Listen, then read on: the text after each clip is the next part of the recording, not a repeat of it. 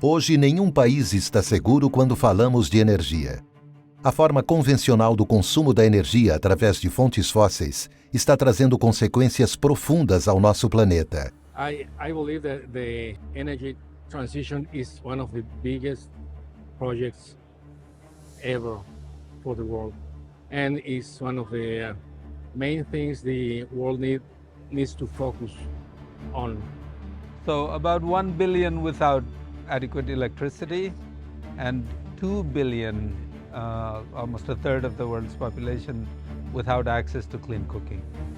A crise climática está se tornando irreversível, com grandes consequências para o futuro. I do think it's a hopeful moment now in the U.S. We've always been on a trajectory that gets us to a cleaner, lower carbon future, but it's been slow, very, very slow. And in a country like the U.S., what matters is money. We have an expression, money talks, and it couldn't be truer than this moment in time. And I think what gives me hope is that the politics around climate are starting to change in the U.S. around clean energy. We see it with the passing of the Inflation Reduction Act very recently. It's one of the largest legislative achievements in the last 10 years in the United States.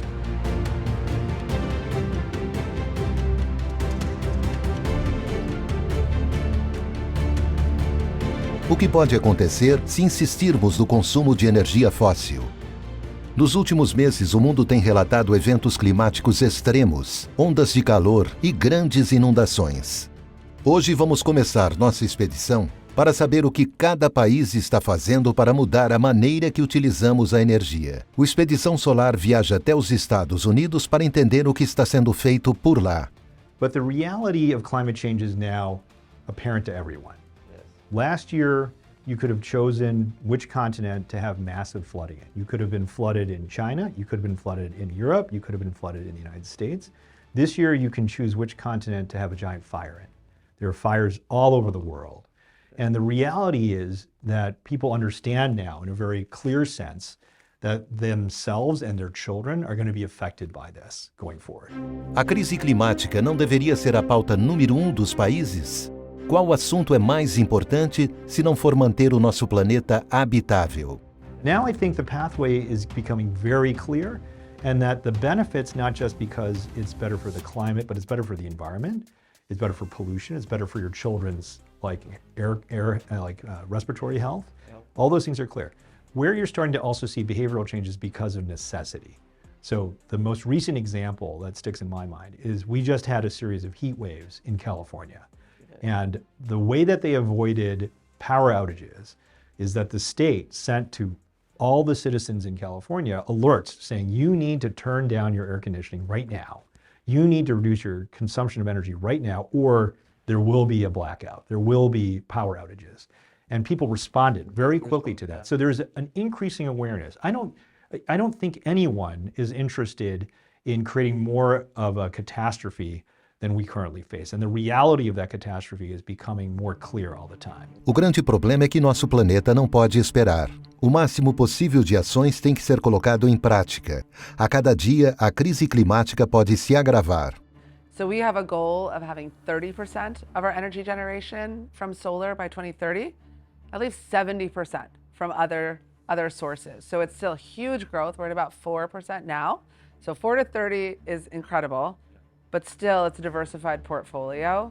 I think by 2035, it goes up to 40, but that still allows plenty of room for other technologies. And I agree with you that the mix is really important for energy security and kind of diversifying risk across segments.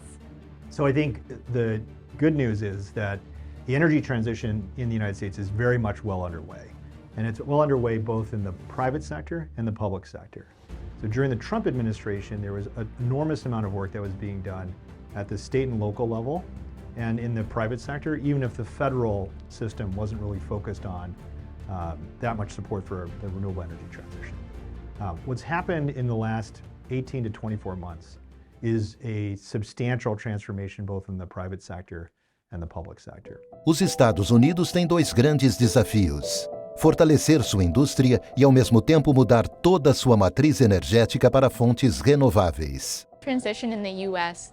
Of course, the Inflation Reduction Act was just passed recently, and so that's of course going to provide a lot of funding and new opportunities for companies throughout the U.S.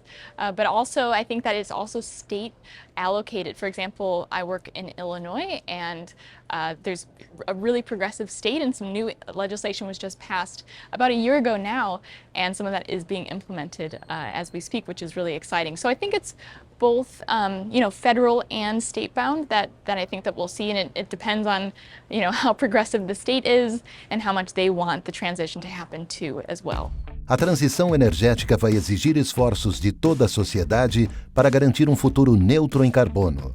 É preciso usar todas as novas tecnologias disponíveis hoje para gerar energia limpa. A energia solar é a fonte que terá uma importância significativa para essa mudança. À medida que o planeta esquenta, é preciso considerar as ações e iniciativas que estão sendo propostas e questionar se o que está sendo feito é suficiente para reparar os danos causados pelo uso intenso de fontes como o carvão e o petróleo. The last 5 years has been amazing, spectacular in terms of here and now is the time for us to really be able to start to integrate solar, integrate electric vehicles, integrate wind, because all the deployments are up, costs have come down. There's never been a time where this country needs it more than we need it today to really make a difference. This is now the time for this energy transition. We are so fortunate that this happened. The American people, as we have so many issues with climate change, we have areas such as Alaska where we have a place where not always is the sun shining, not always is the wind blowing. How do you think about storage? How do you think about this variability in terms of our resources, and how do you make this successful? So what the president is doing for us, President Biden, is amazing, because now we can really take that next step forward into the energy transition. Dos principais pilares da transição energética será a tecnologia. The technology will be the driver to meet the targets, and targets are very ambitious. So the company needs to be very ambitious. We love that approach to believe that the technology will allow the target achievement, especially at AP System, because technology is one of the DNA of the company. In the company, we say it all the time, innovation. And innovation is one of the pillars of the company. There are other pillars, maybe we'll have the occasion to talk about it, but one of the pillars is innovation. And we firmly believe that, yes, technology will be one of the pillars for this achievement. Fortunately, AP System is on that path. We're already on that way to get the target and to be part of the company achieving this target because of the technology. So, right, technology, politics, and people. O Expedição Solar foi até a Califórnia para conhecer dos maiores eventos de energia renovável do mundo. So what's ahead? Oh my gosh, everything. The whole world is at our fingertips. Rapid deployment of solar, rapid deployment of storage, growth across all the market segments, and building a really strong domestic manufacturing base. I mean, that's the big picture, is that solar is going to be more accessible, more affordable, more sustainable and ethical, and available to everyone in our nation. Entre as tecnologias de maior destaque está a solar. Ela permite que qualquer pessoa gere a sua energia de forma simples. I'm going to introduce a concept or a phrase that I like a lot. And this phrase is abundance of energy. Energy abundance. And so we live in a world, and we grew up in a world where energy was scarce. And we treated energy in a way where it was expensive and difficult to get and dirty, and it was not a good thing, right? We generated energy in a central plant, and then we pulled it over with copper wires on dead trees to our homes. And it's an old idea. Now we're in a place where we have very powerful and inexpensive photovoltaic to create electrons, right?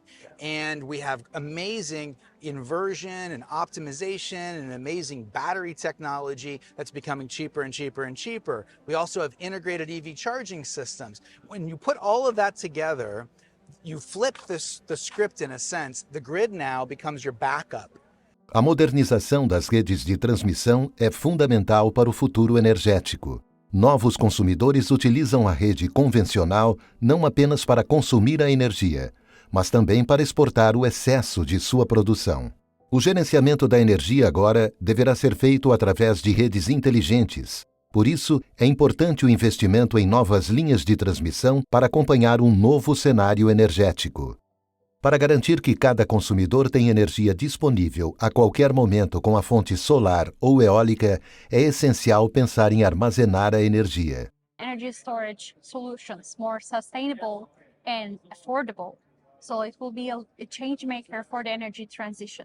So there are different applications of the battery solutions. So like we're covering energy storage solutions in many technologies. Lithium-ion battery is one of these technologies, and we can still see, just like lithium-ion battery technologies is one of the most applicable in the mass production and still affordable, and we can still advance the value chain to make it more sustainable, including the recycling and just referring the environmental concerns to make the future direction better in the storage technology. But there are so many storage technologies are developing very fast, which is an advantage. So we shouldn't just focus on one technology because this is like if this market and technologies gets better together with all the efforts, so we will have a lot of benefit for the future. And we also need long duration energy storage, and that is beyond 8 hours, maybe 6 to 8 hours, but we need to cover the whole night. So more than 12 hours would be perfect. So like we're just like talking about emerging technologies in this field. So like what technologies I'm referring, battery storage and energy storage is one of the emerging technologies to support all renewable energy technologies. So like it's important part of the clean energy transition. But we are also talking about, just like digital technologies integrated in this field. So all these systems should be supported by artificial intelligence solutions. And, there are so many other emerging technologies that support the field. So electricity storage is one of the field, but all the emerging technologies support the future direction of the energy storage. O armazenamento é fundamental para garantir o fornecimento contínuo da energia de fonte renovável, além do controle sobre a energia que é produzida de forma independente do sistema convencional de distribuição. O armazenamento se tornando realidade. Isso significa dar poder e segurança para os consumidores. Muitas ideias estão sendo colocadas em prática para o futuro da energia. Um conceito que está tomando forma em todo o mundo é o agrivoltaico, que é integrar a energia solar à agricultura. Agrivoltaics is formally defined as the combination of agricultural land with photovoltaic land use. And it has this ability to increase land use efficiency, decrease the land conflicts that may arise from solar energy taking over agricultural lands. So here in the U.S., we have enormous goals, but we also have a really huge responsibility. So the Department of Energy's Solar Futures Study estimates that we're going to need over 10 million acres of land to satisfy our solar energy goals. And 90% of that is going to be in rural communities. So we can think about things like public opposition to solar, stakeholder conflict, land use conflict, and the agrivoltaic concept is a probable solution to mitigating land conflict when you bring solar to an agricultural community. We have a limited amount of fresh water, we have a limited amount of land, and we have an increasing demand for renewable energy and for food. So agrivoltaics can really hit at those while reducing emissions for our climate. Uma outra grande iniciativa dos Estados Unidos é a criação de um banco verde. One of the things that interests me most in that bill is that it also includes the creation of a national green bank in the United States. This has been a dream of the finance and environment community for a long time. It first appeared in a bill in 2009, the Waxman-Markey bill, which was this climate bill, one of the first large climate bills, but it did not pass. So from 2009 till now, it's been a long ride, but we finally have the creation of a national green bank that's going to have the ability to spread that $29 billion across a variety of communities, across different states, to make sure that the infrastructure that we're building today is resilient to climate change, and that it's reducing our emissions, and that it's bringing the mitigation impacts that we want. And we know how to do green banks, because when you look at the success stories of green banks around the world, many are already in the US at the state level. New York State has a green bank, Connecticut has a green bank, and they've been absolutely transformative in those states. Here where we are today in Washington, D.C., and it's why I'm thinking of legislation and policy, maybe it's the nature of working in a town like this. We also have a green bank. It's the DC Green Bank, or DC Financial Authority. It's its full name. And it's only 3 years old, but just in that short period of time, we've been able to deploy $27 million in what is a small city. And it's had massive impact, not just in the money that we spend, but the money that we've been able to bring in from the private sector into more energy efficiency housing, community solar development across the district, as well as improving the resiliency in the watershed of Washington, D.C. A mobilidade elétrica está sendo grande aliado na transição energética americana. On both sides, and how quiet the engine is, and you don't know what you're doing as far as the pollution side of it, but you can just tell how, when you're driving it and how it feels, it's very clean, very clean. For me, the electric vehicles has a couple purposes, right? It allows me to have a vehicle that I can park at my home and it's not producing any pollutions. I live at the beach, right? This is a resource that we have very finite amounts of. In California, so many people live near the beach that if everybody drove typical automobiles that are combustible engines, the amount of pollutions at the beach would be very high. And that pollution just goes out to the ocean and continues out, right? Also, in California, we live in very dense cities. These cities, there's nowhere else to go. So if we continue to pollute the air with automobile exhaust, it will just keep giving cancer and cause sicknesses to the people, the animals, and the environment. So for me, the transition to an electric vehicle has that purpose. We're able to enjoy and have the freedoms to get around the city, get to our jobs, perform our job duties, but we are not contributing to that factor here. Now there is still some pollutions that come from them. It's not completely perfect yet, and that model still has to grow. And so I also do a solar company, so that not only do we charge our grid and the power that I pull my car from an electric source, but I also drive an electric car. So for us, if we can get away from the power plants that are nuclear power or coal or natural gas, then we can really not just put natural gas power plants off to the side and then in the city run on electric. I can pull local power into my automobile and charge it that way. Os desafios para que grandes empresas contribuam para a descarbonização global fez necessária a criação do crédito de carbono. Well, the carbon markets are actually global, right? So even though projects happen in different places in the United States or in Brazil or in India, the credits that result can be traded anywhere. And what we see are different markets for the carbon. So there's markets like the California Cap and Trade Program, where entities have to reduce their emissions and they're allowed to use carbon credits generated here in the United States to meet a part of their obligation. We also issue credits that are used by corporate buyers towards their voluntary climate targets. And then also we issue credits that can be used by airlines towards their mandatory obligation to reduce emissions under the International Civil Aviation Organization's carbon offset scheme.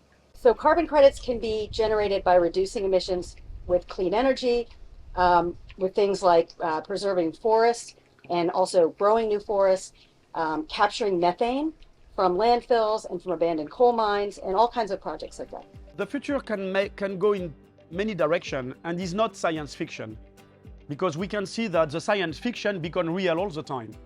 Yes. You know, we got the phone and you can talk and see the guy, Star Trek, you remember? Yes. People say this science fiction, others say no, it's just anticipating what is going to happen. It's the same for what your question. Solar energy was a kind of science fiction 20 years ago. Who can think that a full house will be energized with solar? So I believe that the next step and the future, solar is going to improve again, for sure. Module need to improve. Inverter need to improve, because we have a free energy, which is solar, but we know that this energy today is very partially transform in electricity. So we have a big futures even on solar.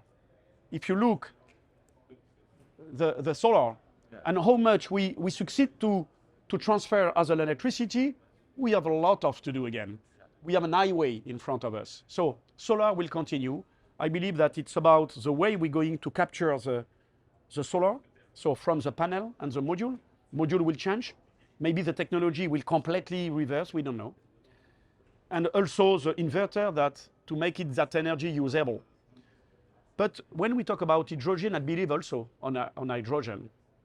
And I think we will see some combination on the future with hydrogen, solar, and other kind of energy, still combined with a product that we do not have today, but we will have maybe in 5 years, maybe in 1 year. We need to be careful with the brain of the people. So I believe that today we have a specialist on hydrogen. We have a specialist on solar. We have the guy on the wind. I believe that tomorrow, this is going to disappear. That is my vision. We will have a specialist on green energy. And technology will be strong enough to have a product that is able to capture solar, use hydrogen at night, and manage the storage. We don't talk about the storage, but that's also a big next step. Because what you do at night, what you do when there is no sun, what you do when there is no wind, storage. And storage needs to improve again. Need to improve on technology, but also to improve on price.